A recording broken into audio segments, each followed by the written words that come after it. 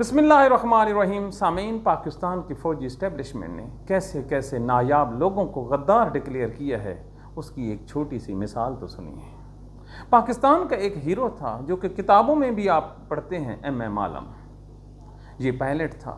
इसके क्रेडिट में शामिल है कि इसने 1 मिनट से भी कम वक्त में 7 सितंबर सन 1965 को, जब ये सरगोदा में पेट्रोलिंग पे था, इसने अटैक किया इंडिया पे और उनके खड़े तैयारों को उड़ा कर रख दिया और ये झूमता हुआ पाकिस्तान वापस आ गया।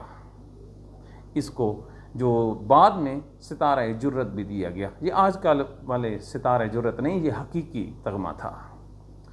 फिर क्या होता है, सन 1971 की जंग में इस अजीम पाकिस्तानी को ये कहकर त्यारा उड़ाने की इजाज़त ना दी गई कि ये आदमी मुहब्बे वतन नहीं, क्योंकि इसकी जो पैदाइश है ये पाकिस्तान के किसी शहर में नहीं हुई थी, बल्कि इसकी जन्म भूमि इंडिया, कलकत्ता, बंगाल था।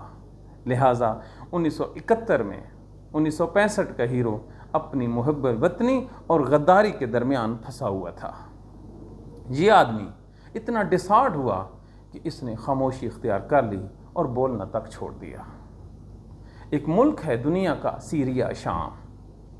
उसकी निगाह पड़ी तो उन्होंने पाकिस्तानी गवर्नमेंट से रिक्वेस्ट की कि उन्होंने अपनी एयरफोर्स को ट्रेन करना है, लिहाजा उन्हें एम आलम दिया जाए। वो एम आलम जो हमारा गद्दार था, सीरिया के लिए क्या बन गया।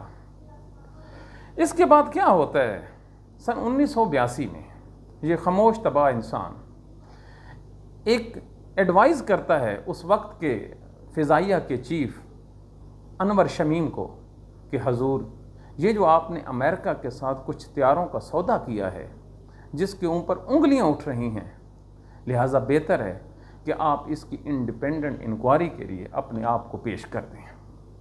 ये सिर्फ एडवाइस थी।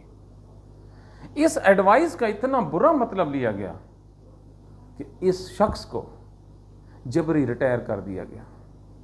सुना पाकिस्तानियों, 1965 के हीरो को जबरी रिटायर कर दिया गया, और उस वक्त जब मुल्क पर जनरल ज़ियाउल हक की हुकूमत थी, जो खुद नाजायज़ हुक्मरान था, उसने एक जायज़ एडवाइस देने वाले को घर भेज दिया। वो बड़ा रोया। आप उसकी पढ़े ना जी किताबें। उसने एहतजाज करते हुए पाकिस्तान से पेंशन ना लेने का ऐलान कर दिया। यूं वो शख्स जिसके नाम पर आज लाहौर में एम आलम रोड है, जहाँ पर पाकिस्तान के दुनिया के महंगे तरीन ब्रांड्स मौजूद हैं, उसका बानी पाकिस्तान से सिसक कर मर गया। अपने बच्चों को बताइए ना, एम आलम के त्यारे तो बताते हो कि उसने इंडिया के गिराए थे, तो कभी एम आलम की आंखों से गिरने वाले आंसू बताओ, फिर हम आपको जानें कि आप अपने बच्चों को सही मुताला पाकिस्तान पढ़ा रहे हैं। ये है एक छोटी सी झलक। पाकिस्तान की तारीख भरी पड़ी है कि जिस किसी ने भी इस मुल्क के साथ वफा की, हमने उसको इबरत का निशान बना दिया। अब अगला आप ज़रा देखिए, मौसम पाकिस्तान। ये था 1965 में पाकिस्तान को बचाने वाला। अब उसके बाद पाकिस्तान को बचाने वाला एक था डॉक्टर अब्दुल कदीर खान। इसको हमारी एजेंसियों ने घर के अंदर कैद कर दिया। इस बेचारे को पाकिस्तान के नेशनल टेलीविज़न पर पूरी दुनिया के सामने डिक्टेट करवाया गया, और जब इसके सामने एक पेपर रखा गया तो शुजात हुसैन, चौधरी शुजात हुसैन गवाह हैं कि उसने कहा कि अगर आपने ये पेपर ना पढ़ा तो आपकी ज़िंदगी की कोई गारंटी नहीं है। ये डॉक्टर अब्दुल कदीर खान को कहा गया, जिसने इस मुल्क के लिए एटम बम बनाया। वो बचाने वाला और ये भी बचाने वाला, और आखिरी मौत तक डॉक्टर अब्दुल कदीर खान कैद में था। उसको आज़ादी नहीं थी, न उससे मिलने की, न उससे बाहर निकलने की। और सुहेल वड़ाइच को जब वो इंटरव्यू देता है तो उसे पूछता है कि आप पाकिस्तानियों के बारे में क्या कहना चाहेंगे, تو اس عظیم سائنسدان نے کہا تھا کہ میری سب ایک ہی خواہش اور غلطی ہے کہ پاکستان میں جس نے بھی پاکستان کا اچھا سوچا، پاکستان نے اس کو عبرت کا نشان بنایا۔ اب ان دونوں کا آپ دور ملاحظہ کیجیے، ایک میں آرمی چیف تھا ضیاء الحق جو ملک پہ ناجائز بیٹھا تھا، ناجائز تھا، اس کو ماننے والے بھی دائرہ اسلام میں نہیں آتے، مولانا اسحاق کہتا ہے، میں نہیں کہتا۔ اور دوسرے کے دور میں کون تھا؟ پرویز مشرف تھا۔ اب دونوں ناجائز حکمران پاکستان کے ہیرو کو کیا کر رہے ہیں؟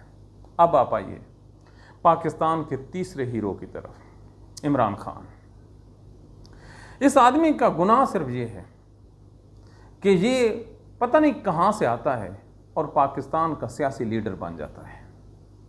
اس کے کریڈٹ میں کرکٹ کا ورلڈ کپ ہے، شوکت خانہ، نمل یونیورسٹی، دیگر خیراتی ادارے، تعلیم اور کئی اس کے ہیں، لیکن اس کا جو سب سے بڑا جو گناہ ہے وہ یہ ہے کہ ایک سویلین پاکستان کی آنکھوں کا تارا بن گیا، اور وہ بھی نواز شریف اور زرداری کی موجودگی میں، جن پر ہر 2 سال بعد مرضی کے کرپشن کے الزام لگاتے تھے، ان کو گھر بھیجتے تھے، حکومت کرتے تھے، بلیک میل کرتے تھے، حکومت کو پھر گرا دیتے تھے، پھر ان کو لے آتے تھے۔ یوں ایک سسٹم جو تھا اسٹیبلشمنٹ کا بڑا مزدار طریقے سے چل رہا تھا۔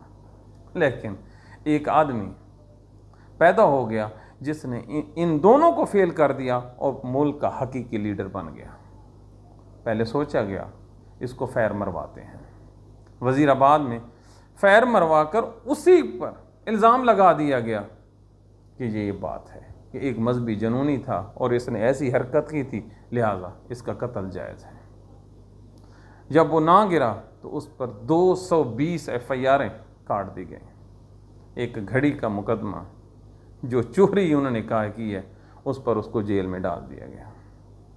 یہ پاکستان کے حالات ہیں۔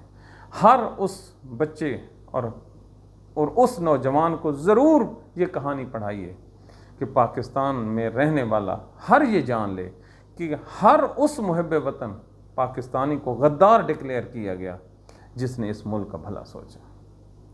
کہ آپ بھول جاتے ہیں فاطمہ جناح اسی پاکستان میں قتل ہوئی۔ کون کہتا ہے فاطمہ جناح قتل نہیں ہوئی؟ اگر قتل نہیں ہوئی تو آج 2025 میں بھی سندھ ہائی کورٹ میں ایک پٹیشن پینڈنگ ہے کہ فاطمہ جناح کی قبر کشائی کروائی جائے۔ ہے کوئی اس کی قبر کشائی کرنے والا؟ ہے پاکستان کا کوئی جج جو اس پٹیشن کو سن لے؟ اس کی نوکری چلی جائے گی۔ امید ہے اس کی سند جو ہے وہ بھی جیلی ثابت ہو جائے گی، جیسے اسلام آباد کے ایک جسٹس کی نکلی ہے، طارق کی۔ اس سے پہلے آپ دیکھ لیں جو ذوالفقار علی بھٹو، اس سے پہلے شیخ مجیب، اس کے بعد اکبر بگٹی، کون سا لوگ ہم نے نہیں کھوئے، لیکن ابھی تک ہم باز نہیں آئے۔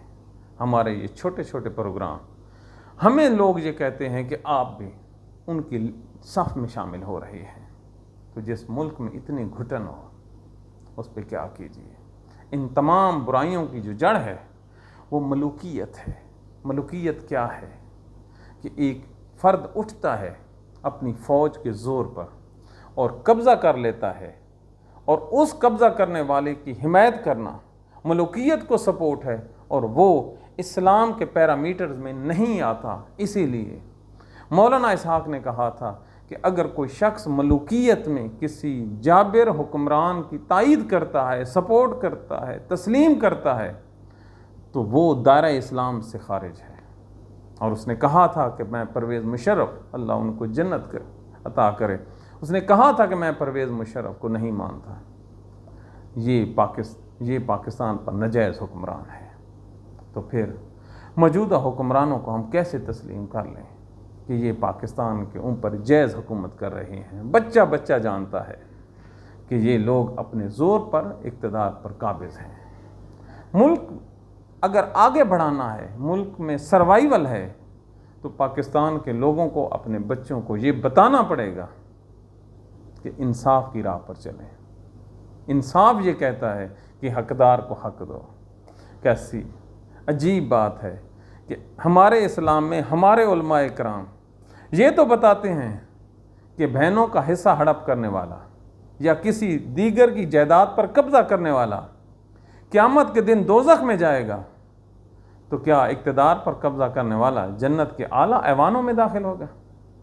کیوں نہیں بولتے پاکستان کے یہ مولوی، یہ علماء کرام، یہ گدی نشین؟ کیوں؟